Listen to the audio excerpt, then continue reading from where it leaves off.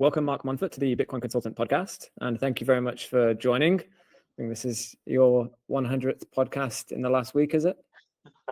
It feels like that. And even with AI, you would think that I've got like a clone just doing all these things for me. But sadly, I am still authentic. It's still me. And yeah, so look, it's good. I enjoy having these conversations. There's a lot of really cool stuff going on in the space, and it's just great to share.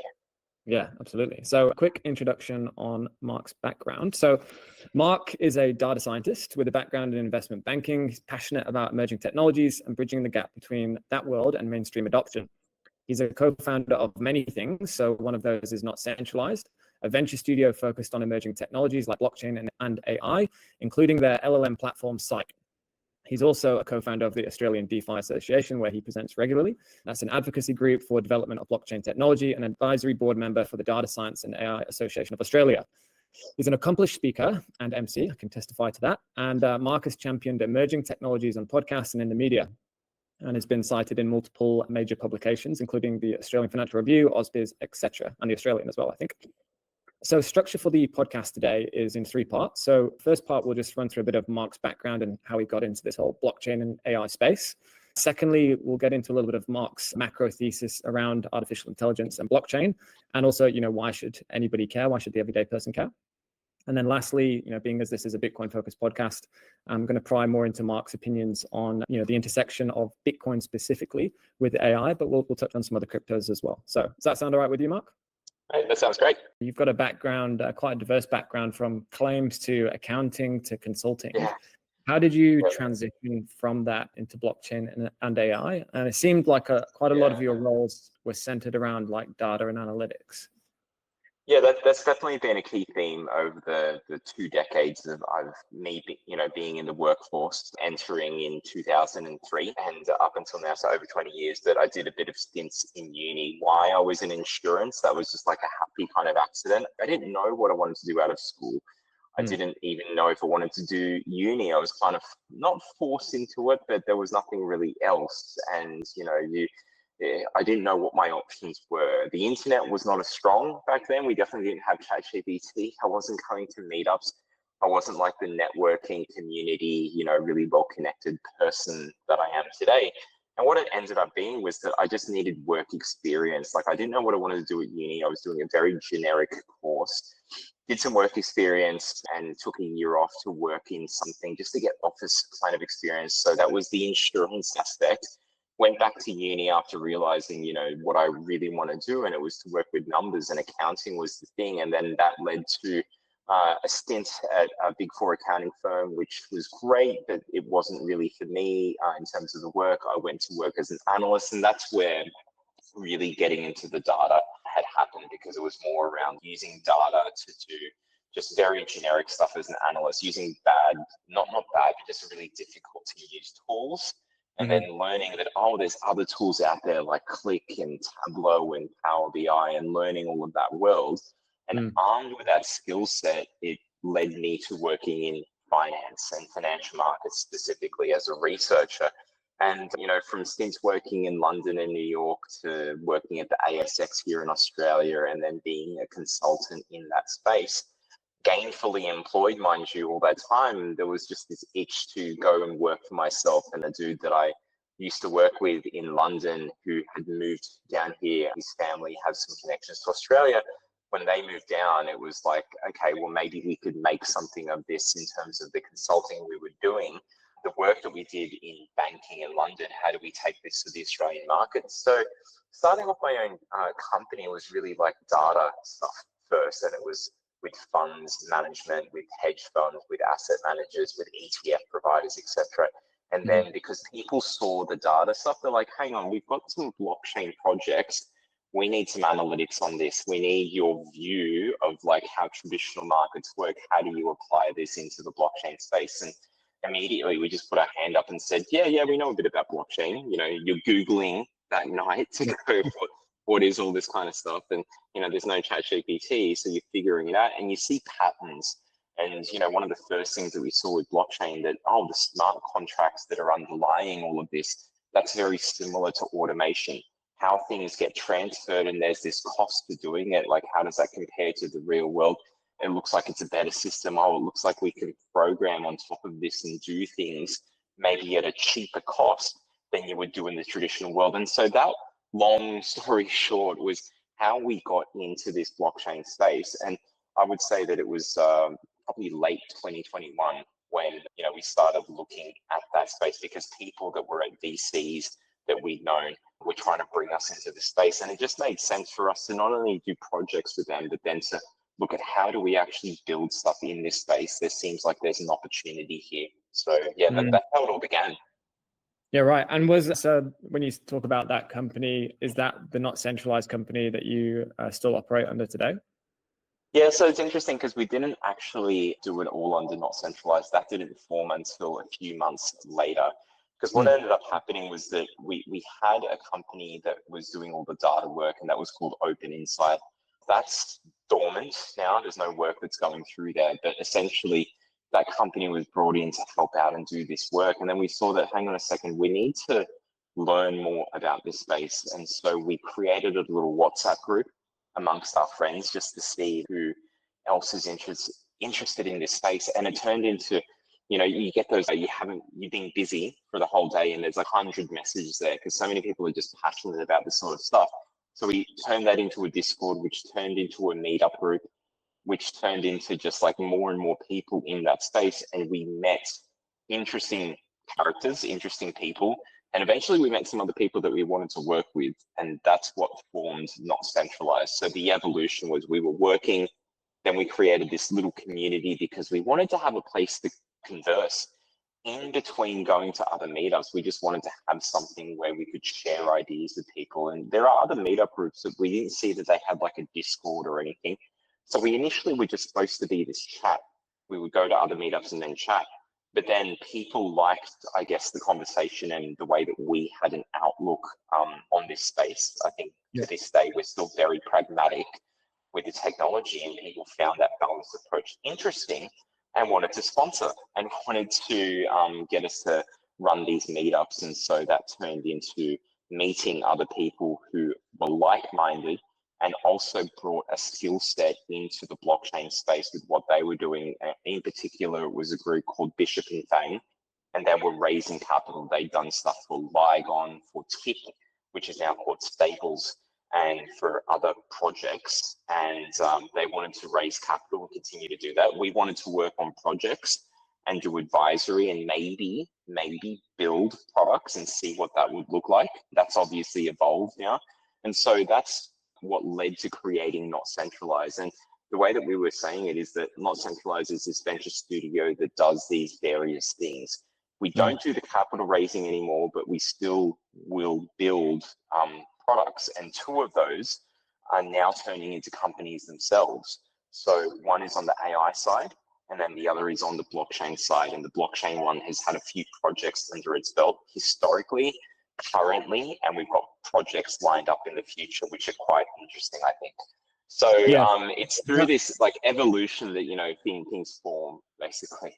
But yeah, the Psych thing is a privacy-focused language model, also a tool. It's not a language model itself. We're not building from scratch. We're using other tools. We're building with open source. And it's a privacy-focused AI platform so that if you're in healthcare or finance or legal, anything where it's a regulated industry and you need to be able to prove the steps that it took for the AI to come up with something for compliance, for insurance, for audit purposes, we have built for that. So we think of that as more of an AI workflow tool rather than a chatbot. But it's interesting because given that we've come from blockchain first, and we're data scientists, so AI to us is machine learning. It's neural networks. It's things that we were doing in the past, but now it's more generative AI. That's the particular branch. The way that we look at that kind of technology is interesting because we come from this blockchain space. We bring some of that view of like, how do you secure your data? How do you prove that certain things happened? Almost thinking about it from a blockchain lens makes us quite unique, even in that AI space. And there's a lot of things that blockchain does that AI and people that are going to use AI are absolutely going to need in business. It would just be part and parcel of business, and it's not really being spoken about much now. So, I think we're lucky to have come from that blockchain space rather than, if generative AI came first and then blockchain. So yeah, definitely interesting there. And we can dive into that. So for example, like you mentioned, it's like a private tool that builds upon LLMs. So for example, if I was working at, let's say, a major bank and I wanted to, improve the way that I extracted data for my reporting that I was doing, Sure. then I would use your tool to access the bank's systems. I could have a, recorded history of how I'd, gotten to an answer, but with the benefit being of the world doesn't then have access to, what I've just punched in or any uploads that I've made to that system effectively. Yeah, it's not training. So first of all, the data that we're using a model. A lot of the AI companies will have a base model unless they want to spend all the time and effort and money to actually build their own models. And we will move to a stage like that because these things become cheaper. But unless you want to do that, you've got to use a third-party model. We use one where it comes under the Microsoft Azure platform. And what that means is that the data stays here on Azure services in Australia. It doesn't leave our nation. So the sovereignty of data is massively important, especially if you're in healthcare or finance or legal. A lot of these places, you can't send data overseas. We've got clients that could not use normal ChatGPT. They had to use something else or build something. And the problem is, if you build it, then immediately it's not, it's going to degrade over time if you're not focusing on that, if that's not your main purpose. However, what we've got is like, it's a general platform where any different industries can use it and it just stays here. So what is really good there is that people are able to use this, they're able to have that privacy, but then they're also able to do two other things. And you mentioned one there, which is the whole being able to show the steps that the AI took to coming up with a decision or coming up with an output, not a decision. And then the other part is being able to reduce one of the biggest issues when it comes to AI is something called hallucinations. And it's where the AI imagines something. Because, for example, if you just hold the AI to go, here, create a travel itinerary, I'm going to South Korea. If you just say that, it's going to create some crazy random itinerary, and it's just going to give you the most average answer. But if you gave it context and you said, I've got a family of two, this is our diets, this is the dates that we're going, this is the type of travel I'm looking for, these are the things I do and don't want to do, and I want your output to be in these kinds of headings with costs, with dot points. If you were super specific at that, when the output comes out, you look at that, you're like, okay, that looks real. It's not a hallucination. So there's certain ways that you look at using AI tools, or what we call orchestrating the language model, that produce those more accurate answers, more trustworthy answers, being able to prove that the steps it took. Blockchain is being used there because if it was for a work purpose, you would be able to sign off on those steps and record it to a blockchain. And why? Because if it's a normal log file, imagine that anyone could just edit that and pretend that something happened in terms of the steps. You want a blockchain because it's immutable and it offers, all those kinds of crazy benefits there that we know and love and why we're in this space. So like I said at the start, it's beautiful because blockchain will prove, especially in the AI world, even more necessary and powerful. So yeah, this is a really good thing for people who are in blockchain.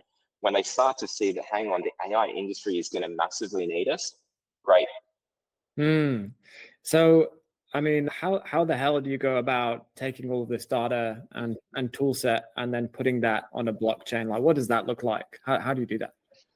So not everything would sit on a blockchain. So the things that would connect to a blockchain would be the recordings of the inputs and the factors that have to do with that input. So it might be like your user login, the timestamp. It would be the details of what was in your query. There would be certain things that we'd record onto a blockchain. And here's the thing that people realize when they're working with blockchains is that they're not confidential. The fact that it's pseudonymous, as soon as you and I have done a transaction, I can go to the blockchain explorer, Etherscan or whatever, and I can see your history of transactions. You can see mine. Now that's okay in most transactions, but when it comes to business and the real world, you can't have that level of pseudonymity as just something businesses accept. They need commercial confidentiality. And this is where another thing from blockchain comes in, called a zero knowledge proof.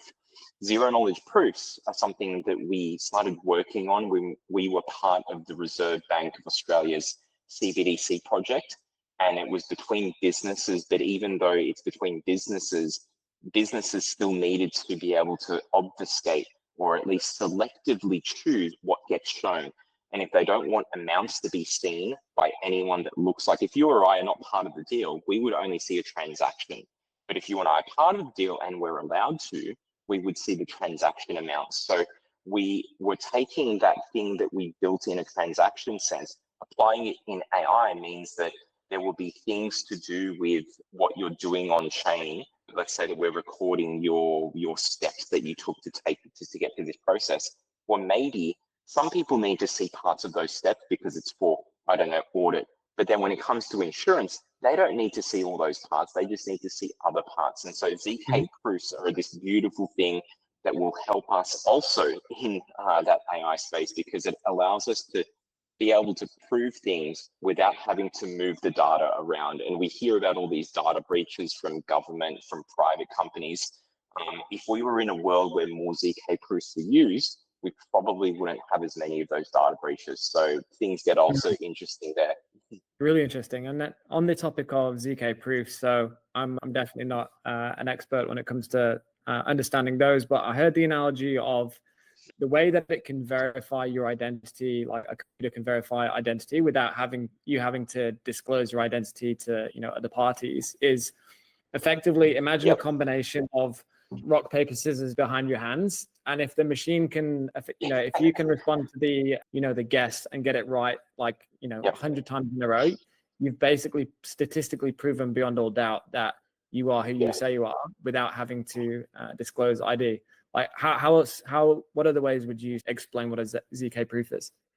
Yeah, the other way that I use is for licenses. Like when you go to a club and let's say you're still young looking like us and you still get carded, for example, in the real world, you actually, you can fool me. I'd still ask you for your card, but like when you show your license, they read everything, right? They can see, and whether they remember or not, we don't know. I mean, this is just obviously an analogy, but if you're sending data around, you don't know that. We know groups, for example, are working on things like the right to be deleted, but still you're relying on people to say that, yeah, we're not doing that, where we are not storing your data and we just have to trust. Well, here's the thing where you don't even need to send the data across and you can just prove things true or false. So it might be, okay, is James over 18 and valid driver's license? And that is my query. Now, that query could only be answered if on the other side you have the specific sets of details and you fulfill the certain criteria. I don't need to know what those criteria are. I just get a true coming back. Or if it's a false, then I might do another query. And that's the way that I see it as an analogy. And I know that there's, obviously you can get into the technical details, like how many times it does the checks and stuff, but usually the license thing is a good analogy. I like the rock, scissors, paper one, but you're pretty spot on there. Like we could have a whole nother episode getting into the nitty gritty, but I think for the people that are watching this, that's probably just a good place to start. And hey, guess what? If you want to know more, go to your AI tool, like whether you want to try and use ours, and we'll share something in the show notes, but you can try ChatGPT or you can try Claude. There's various tools out there that just help you explain these foreign concepts, and you can check whether or not James and I were like actually saying the right things there. So there's that. Yeah, absolutely. We've kind of brushed through the first and well into the second sections of blockchain and AI. You mentioned one of the ways that you audit processes and actions taken on your tool site was using blockchain. You mentioned Etherscan. Is Ethereum sort of the chosen blockchain for this? And if so, could you explain why it is or why it isn't? Yeah, no, good question there. There's the various different blockchains, and they all have different sets of advantages or not. What we're doing here, you can think of it as depending on the use case. And most of our clients right now, they're corporate clients. So that feature where you're able to sign off on things and keep an immutable record of it. That is for our corporate clients. And for those ones, depending on their usage, different blockchains work differently, are advantageous for them. So maybe none of them need an Ethereum, but some might need, say, Red Belly Network, because they need that blockchain where everyone knows who each other is. It's a compliant blockchain. It's not anonymous per se. And so there'll be some groups that need that. And then there's going to be others that would prefer their own internal kind of digital ledger. And it's up to them how they decentralize it. And I'm sure, we can get into that whole decentralization versus centralization. But because we're focusing on corporate clients, we can't quite disclose, which blockchains we're working with, but it's not a set series. Like, there may be something when this becomes more available for just the retail public. That feature of being able to sign off on things. Right now, the retail folks can just use the product if they go to the website and sign up. But what I'm saying is that different companies, corporate companies, are going to need different types of blockchains. So we build with that in mind.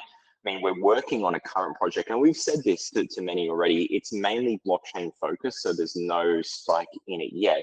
But we have done work in the past with Hedera. We're doing current work with Red Belly Network. And so that's an Aussie blockchain compliance focused and built out of the CSIRO and universities here. So there'll be use cases where people need a Red Belly type thing, maybe a Hedera thing. They're already doing some stuff in the AI space as well as other blockchains, but it's not one set. Basically, to answer your question, it is context dependent. But like I said, we'll focus more on business usages right now and be agnostic. And then eventually there'll be a feature like this for the retail folks as well, the smaller to medium enterprises that also could use. Maybe they use it because insurance companies, you're going for insurance and you're claiming that, for example, that, we've got a two-man show, but we're risk-free because we actually know how to use AI tools. And maybe there's a need to prove that, or maybe because they're doing R&D stuff, they need to show that to get a grant. So they want to use our tool to show, that they're doing these things in a way that it's not a black box, because I can imagine companies would be worried about outputs, just like businesses are. They're worried about hallucinations. No doubt companies that are having clients as other companies and everyone's using AI, but it's how are you using the AI? Do you have that concept of like blockchain there? So I think that's certainly going to be an interesting thing. But it's context dependent when it comes to the blockchain that we'll use. And so context dependent blockchains. There's a couple there that you mentioned, Hedera and Red Belly. You said Red Belly, yeah.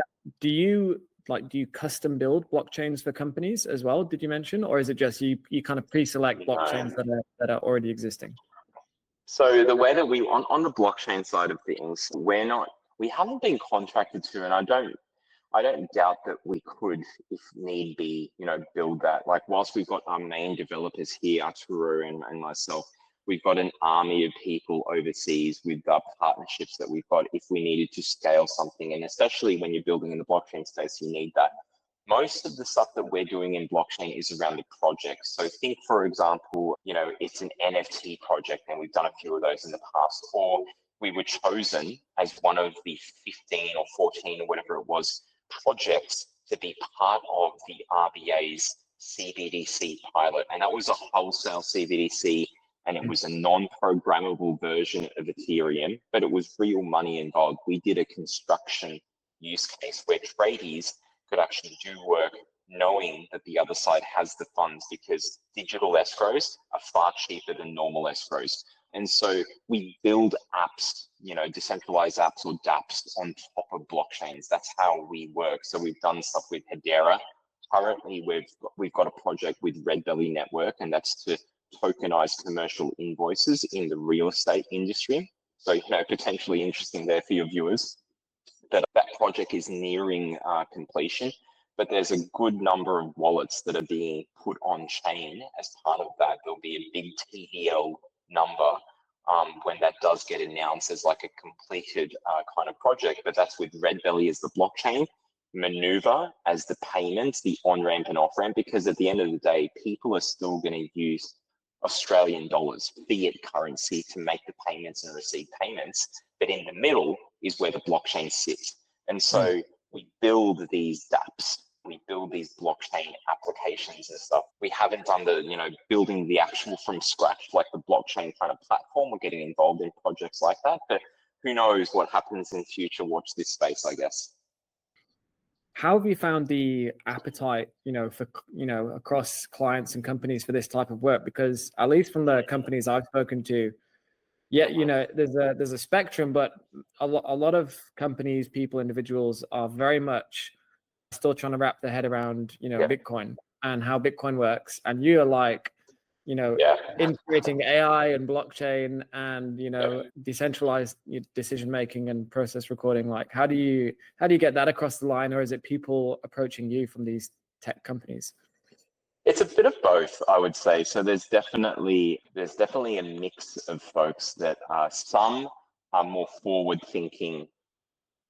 And this is not to downplay it. Like, you could be the greatest, like, in terms of your thoughts and stuff about how this kind of stuff can be used, but you're just stuck in a situation where, because you're a large company, it's hard to change. It's hard to, just up and move things around. That's the downside. There's always these trade-offs. When you're really big, it's hard to make changes. When you're really small, you can make changes, but no one knows who you are. And so you have this constant kind of tug of war. And what we've found is that it's been a mix of anything that is being done. The common theme, whether it's early adopters of people in business, or it's like people wanting us to come in, or people that we're pushing this stuff to, we don't try to waste too much time when it's non-believers. And I'm not being like a zealot. I'm not trying to say that, hey, you have to believe in decentralization and DeFi or not. I'm just saying it's believers in the sense of that they know that the technology can take them forward, and they've got the capability of bringing that, because there's so many people that believe they're just not in a position, whether it's their personal position to be able to put time and dedicate some time to this, or the job that they're in. They're a large company, and large companies, big things fall, right? Like, we've seen massive projects that have been tried by major companies not go so well. And where we found success, and hopefully this is what Australia can be a leading nation in. We're 10 times smaller than the US, maybe even 11, 12 times smaller, but we are a great test bed, because we are small, to be able to see if things work in a Western kind of society, and to, trial things and showcase new ideas. Like, we were one of the first countries in the world to have the tap and go, and we've got such a great payments network that's the envy of many others. The flip side of that, though, is that it makes it even harder for blockchain projects to come in if you're going, oh, I'll do this and stuff. And it's like, yeah, but why would we move away from the national payments platform, NPP? Well, programmability is like definitely something there. So going back to it, because I'm getting very left field here, but I think that the stuff that's worked well for us is when people have an ability to do something, and it works really well even when it's just like a proof of concept. And I think that if we do a couple of these like proof of concepts, whatever people are doing out there, if they focus on like what's the smallest thing that could have the most impact, that's not too much of a burden, I think you need to have a few of those. And we were lucky that, like, this didn't just happen. Like, some of the big projects we're working on now were, they took months and they took a year or two to build up to. And it's because over that past 2 years of us being in the space, there's been this build up of examples and showcasing capabilities, and it's led to people going, okay, yeah, we believe it. We want to put something bigger into it now. And I think by seeing projects like this coming out of Australia, especially like big things that we will see coming, it's going to open up the floodgates, because other people will realize, hang on a second, I'm not in, say, real estate, but I'm in another industry, but we've got a very similar problem. How do we do something there? And so it's a mixture of like sharing the good things. We only see negative things when it comes to crypto. Negative sells, like if it bleeds, it leads. But hopefully we can have things that are big enough on a positive sense that the news is to report about it. And so that's what we're trying to push. Yeah, that's, you're really talking about the long-term, day-to-day business implementation of, blockchain and AI, not just, I think, a lot of people, and, I've been in that bucket as well, is people investing, looking for price upside only, but not really thinking about, well, what's the technology actually here for? What are we doing with it? How will it make our business better? Or, improve something that we do day to day. I almost think that you need to be like, from that kind of just that tidbit that you mentioned there from the investment angle, you need to think like Warren Buffett. Even though he is notorious for not being a great tech investor, but he's a great long-term thinker. And if you believe that eventually we'll be at a stage, like, I don't know how my phone like works and stuff and what goes in it, but like, I do know that it works and does the things that it does, and I can rely on it. I think that people will not realize that blockchain is in the middle, sitting in there, and it's doing these things and programmable and whatnot and all those benefits. It'll just be part and parcel with how we do commerce, and we'll take it for granted in the future. But if you know that, or if you believe we're going to head there, just take a long-term outlook on it. Anyway. Moving swiftly into the third section of the podcast, wanted to get more of your inside, your personal take, macro thesis on where is AI heading, where is blockchain heading, and how do you, on a personal level, go about investing? Like, you've got this, in-depth knowledge of the code base and rolling it out, but how do you personally invest? Good question. Let's go back to the first one, like the macro thesis before the personal kind of investment side of things. And I guess, from the macro thesis, I see both of these technologies as being like any other innovation that we've seen the world have, where something new comes in, there's a bit of excitement, a lot of friction, and at first, a lot of people are scared of it, whether it's planes and cars and other things. But the friction comes from the fact that, we're still getting used to how these technologies work. And there's things like people complaining, hundreds of years ago that, or maybe, 100 and a bit years ago, that cars were not that good because, it was hard to drive them on these cobblestone roads. Well, guess what happens when you pave the road? That, you can, it's literal, but it's also figurative. If you figuratively pave the road, you actually have more options. And when they did that with vehicles, we got not just cars, but better cars and faster and safer cars. And we got trucks and motorbikes and other modes of transport. And so it's that literal kind of like paving of the roads that we are needing to see when it comes to blockchain and AI that is slowly coming about, right? And that people need to be able to see that from a macro thesis. So I guess that AI is definitely going to be having its strength of doing certain things. Blockchain has its strength. Sometimes they cross over in terms of being able to support each other. And so if you think that the world is going to be changing in terms of how you do things in your job, your personal life, the way you get to and from work, that's going to be powered by these things. I would say that, that's the long-term thinking that I have. My macro thesis is that, okay, on the one side, AI, and it's not true. It's more of a generalization rather than like it's true for every situation, but that AI is this good front-end technology that's in your face, and the blockchain will be this back-end technology that you don't always see it running, but it's quite powerful when it is there. And so that's like my, kind of general take on both of those two things. And then on the personal side, investing, people can choose to invest from, a monetary kind of point of view, and they put maybe they dollar cost average into things, they buy this coin or that ETF and whatnot. But they can also invest their other resources, one of which is time. And if they've got the capability to invest time, maybe it's just for personal reasons, because before they actually invest dollars, they want to learn about this space and watch podcasts like this, right? They want to learn from folks like us. Or there could be other folks that are putting their time into the space and coming to meetings and meeting other people and networking because they want to work in that space, or they want to create something themselves. They've got an idea. And so I would categorize myself as being in that latter. I have invested, like I said, I used to work at the ASX. I worked on the trading floors in investment banks, and I personally invested. I bought Bitcoin in 2017. And I sold it at the wrong time, obviously, because I had no idea anything about it. I thought it was just like a funny thing. I didn't look at the metrics, I didn't look at like the halving. I didn't look at anything to do with it. It was just like my mates were buying it, so I'll put a couple thousand in as well, and like bought and got out at the wrong times and ended up being quite neutral. And since then, there've been opportunities for projects where we've gotten paid out of some of the, what you call, it's not equity, but you get paid out of the tokens that are there.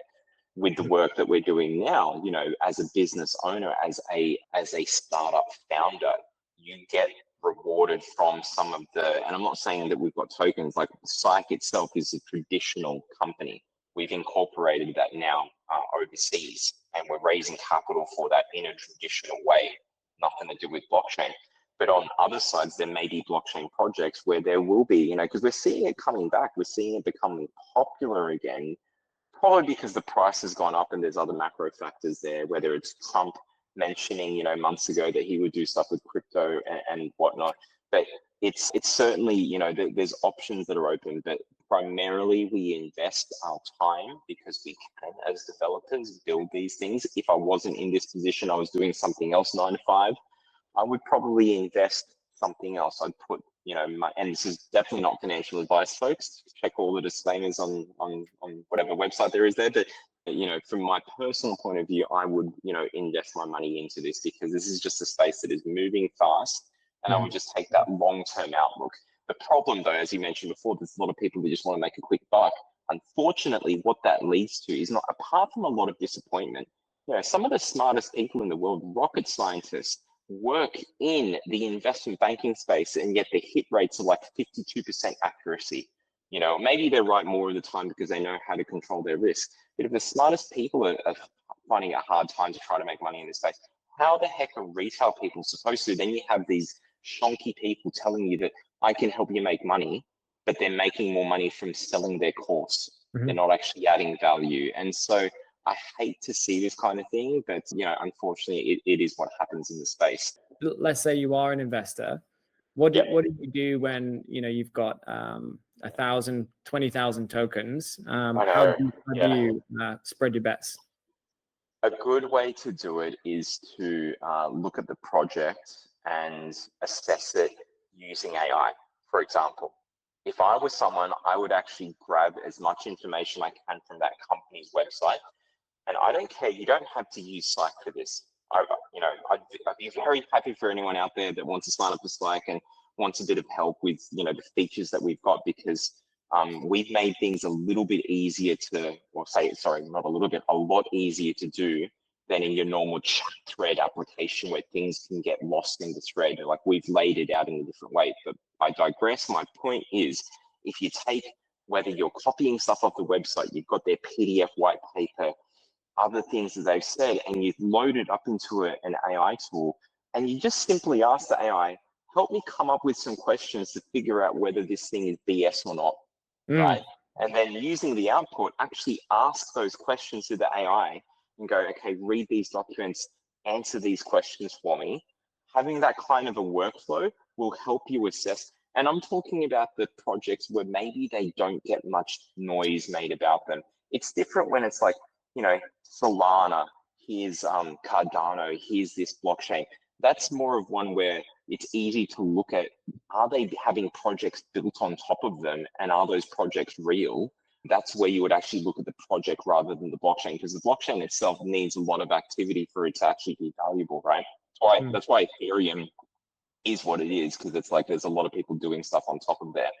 So I would say that from an assessment point of view, if you're not looking at the majors, you're looking at stuff that's a bit more obscure, you've got these really powerful tools that can help you be a BS detector, and just don't get your, you know, the wool pulled over your eyes, because, you know, some things that you see promises being made that we're going to do this, or our blockchain is AI powered, and maybe some of them are, but let's just see how bullshit some of that stuff is. And another way to tell, apart from reading and using AI to help you question things, is going to community meetups, speaking with other people, not just myself and like others, but whether people watching this are in Australia, there's great communities that we run events in other cities. I'm in Sydney right now, but we run events in Melbourne, in Brisbane, and in Perth. And there's also other great events in those cities as well. So people are spoiled for choice when it comes to things happening in this space. But by going out to these things,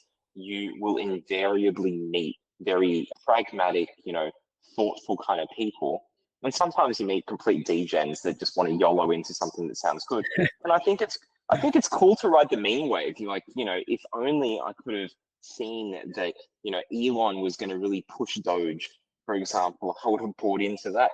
It's the market doesn't always make practical sense. That's why just because a company's earnings are up or they beat expectations in the traditional markets, it didn't always lead to their price going up. There's other sentiment kind of factors going on.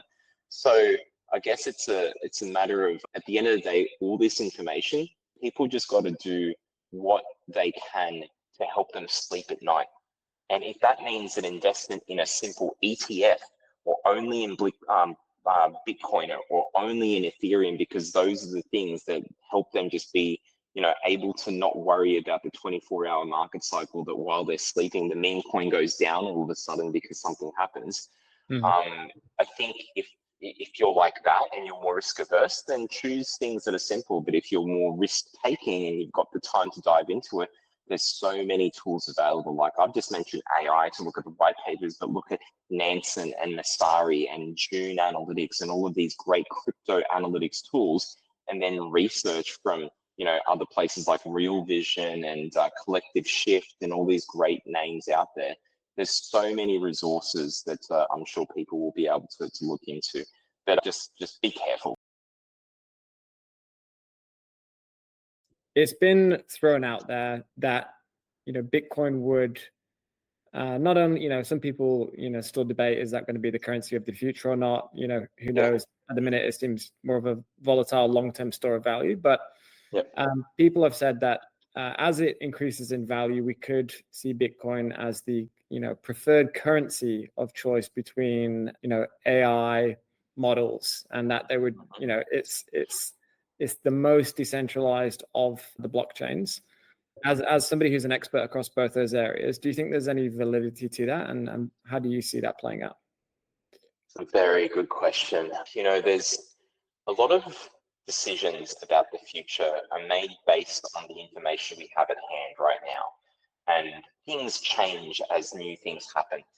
If we were to speak about this 6 months ago, well before the US government or the potential new, and if you think that Trump is going to get in, I can see reasons why he wouldn't. And not to get into politics, but by picking someone like JD Vance, you're not really widening your potential reach.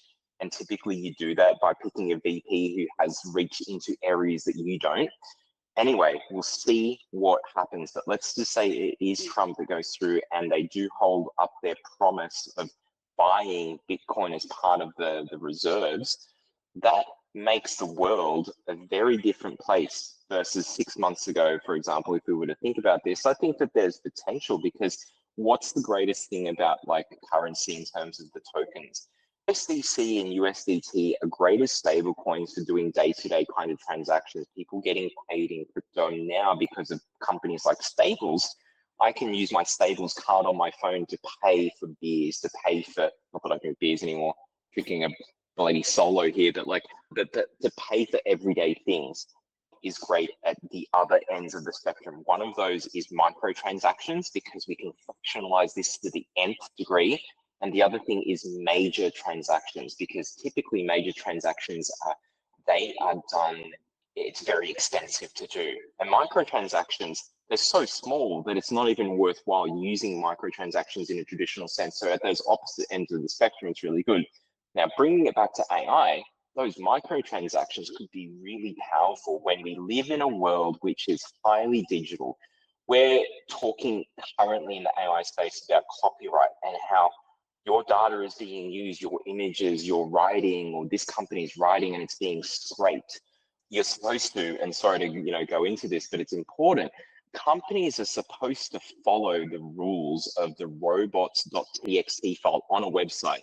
And if that TXT thing says, do not scrape, you are not supposed to scrape. But some AI companies are. What I think we will see happen is that harder restrictions get created. So it's at the server level. Companies don't rely on the robots.txt thing. They'll just make it so that unless you're whitelisted, because you're paying through your tokens and smart contract, unless you're whitelisted, you're not going to be able to scrape that website.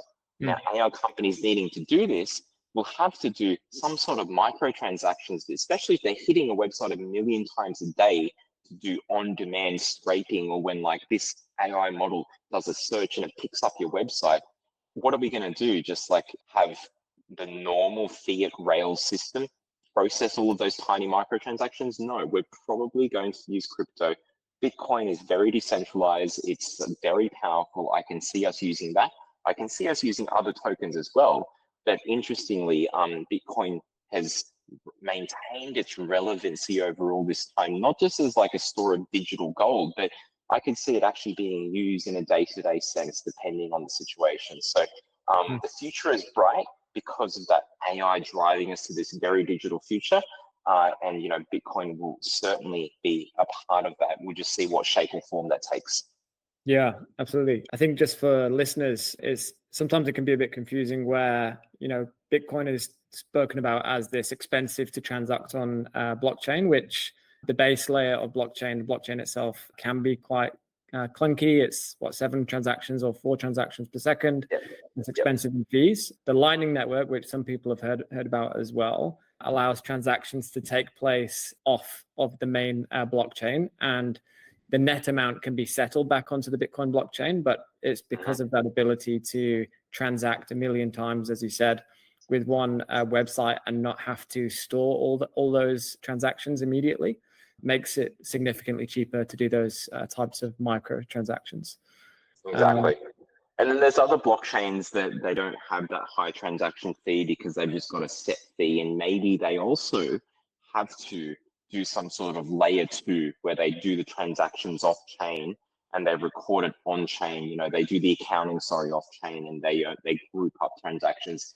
It's going to be context dependent. There'll be some with Bitcoin and the Lightning Network, and whether people are doing stuff with ordinals or stacks to do the, you know, the building of the apps there will make sense. And there'll be some times where it's some other kind of like blockchain that will actually make sense. So it depends on the factors at play. But you can see that, you know, when it comes to like microtransactions and that digital future, various sorts of blockchain networks are going to be, you know, much better than normal non-blockchain. Last couple of questions, I promise. I'll let you go. How do you define, you know, your company's called Not Centralized. How do you define decentralization? Like, what is that to you? How do you measure that? There's a couple of things that are factors in decentralization, and it is not just ownership. One of the things that we've always been doing before even using blockchain was using open source tools. And so one thing is like, is it the tools and resources? And there's advantages to open source tools. It's one of the biggest advantages of blockchain is that it's not closed systems for the most part, that people are only building in a closed kind of way. A lot of code gets put up onto GitHub, and you can then take that code and build on tops of the shoulders of other giants. You know, you're not building from scratch. So one part for me in terms of decentralization is how the software is that we are building this future of commerce with. How does that software look? So that's a big part of it. Another thing that I would say is that decentralization is very much a spectrum. So for someone's decentralization is another man's that is centralized. Some people think that Ethereum is not decentralized enough. For other people, that's far more decentralized than you would have in the real world, where you have monopolies and whatnot. Some people think that Hedera is not decentralized. But when you look at the details, how they do their governing council of different companies like Boeing and Nomura and Disney, and I think it's Disney, but like, you know, various kinds of companies, they're from different industries. They have a 3-year cycle so that they have to get out and new companies come in. For some people, that's enough. That's a great idea for decentralization, for bringing in real world companies to be using blockchain. And for others, that will never be enough. So it kind of is in the eye of the beholder. And when I say the spectrum, one thing that it leads to is understanding the context of what it is that you're building. Because when you're building, a saying that I think still holds true, and it's going to be context dependent as to how much you do this, but you decentralize until it hurts, and you centralize until it works. And what I mean by that is a good practice would be, okay, let's see how much of this stuff we can build with open source tools and keep decentralized as much as possible. But for certain things like being able to refund clients or being able to identify fraud, potentially you need to bring in certain layers of governance and rules and compliance in. That means a bit of centralization, and it's finding the adjustment and dialing things up and down to work for that particular blockchain, which is why Red Belly Network is very different to say how Ethereum works is very different to others out there. So I forgot your question. But no, you answered it anyway. But yeah, defining decentralization, with it being that's right. a spectrum, I think what you mentioned there is super insightful, and about, in the sense of, it really depends on the context, the project you're working on. Some people, you call them Bitcoin maxis, decentralization maxis. They might say, well, if you can reverse the transaction or refund a transaction, that's, sacrilegious, and everything should be settlement final. And, for some things, if you wanted to record something for the history of time, then sure. But for other, use cases, if you're a bank and you can't refund a transaction that you've given to the wrong customer, that's not ideal to have so much decentralization that you've got no, volition over the blockchain after it's been set in stone, right? So. Agreed. And it's easy to be of that kind of viewpoint until it goes against you, until you're the one that's in the middle and you're the one that's needing the refund. It's very easy to say, oh, no, we shouldn't. And, even some people go, well, even if I was like that, I would be affected. Yeah, but what if it was everything that you owned all of a sudden being taken away?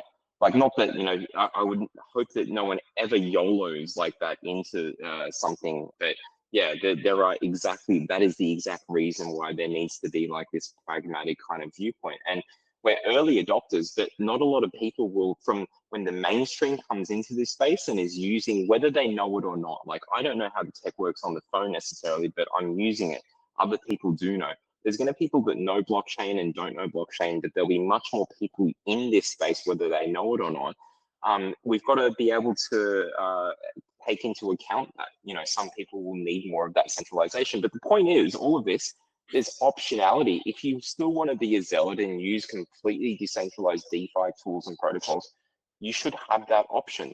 And others that want more safety should also have that option. Last question. Is there, what would be the thing that, you would want most people to understand about AI, blockchain, either or both, that you think is not commonly understood at the moment? Wow, that's a hard one. That's because it's hard because there's so much. So if I was to kind of, I guess, boil it down, one big thing is that currently you're watching this right now. We're recording this maybe from a few days ago, depending on how long it takes to get out. This is the worst that these technologies are ever going to be. So whatever complaints people have, it doesn't work. The UX isn't great. This isn't great. What if happens if things fail and stuff like that? Just know that you give it a bit of time. We're seeing this in AI because it's also evolving very rapidly, where people complain, oh, the AI doesn't do this, or it'll never do this. And then a few months later, some companies figured it out and gone, here you go. Be prepared to, it's okay to complain. I'm not saying we shouldn't. It's healthy and it's right to critique things that are not good enough right now, but don't think that those will not be figured out. Whatever people's complaints are on the one side, that just becomes a list for people to build upon later. So, and I think because we're supposed to do this an hour later, my fireflies just tried to join because we've done this an hour early. Who is it's this? Too late. Is this your AI bot? Yeah, kick it out. It's fine. We've had enough AI today, folks. So yeah. But just back to my point, it's that it is we're not early. That's what I'm trying to say. Like, we will always continuously evolve, and we are evolving faster now because we're not building this stuff with 1920s technology. We're building it with 2020s technology. And it's just going to get faster and better. And so a good thing to do would just be to, in some way, shape or form, get informed, get involved, watch this space, and get in touch with us, really. Yeah, awesome. And so where can people get in touch with you? Like, where can they find you?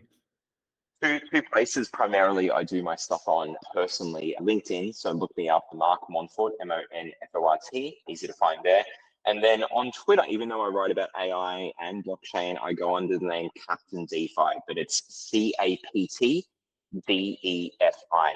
DeFi, for me, is the future of finance, whether it is NFTs or gaming or commercial transactions.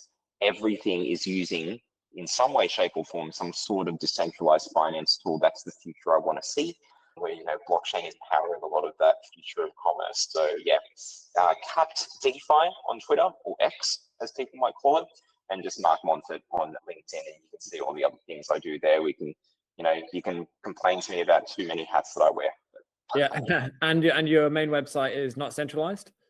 Yeah, if they go to notcentralized.com, you can find us on there, and that's the venture studio. The blockchain stuff we do is under a banner called Layer C, so layer-c.com. And then Psyche, which is our AI platform, is simply just SIKE.ai, psyche.ai. And that stands for Secure Intelligent Knowledge Engine. So that's the cool stuff that we're doing.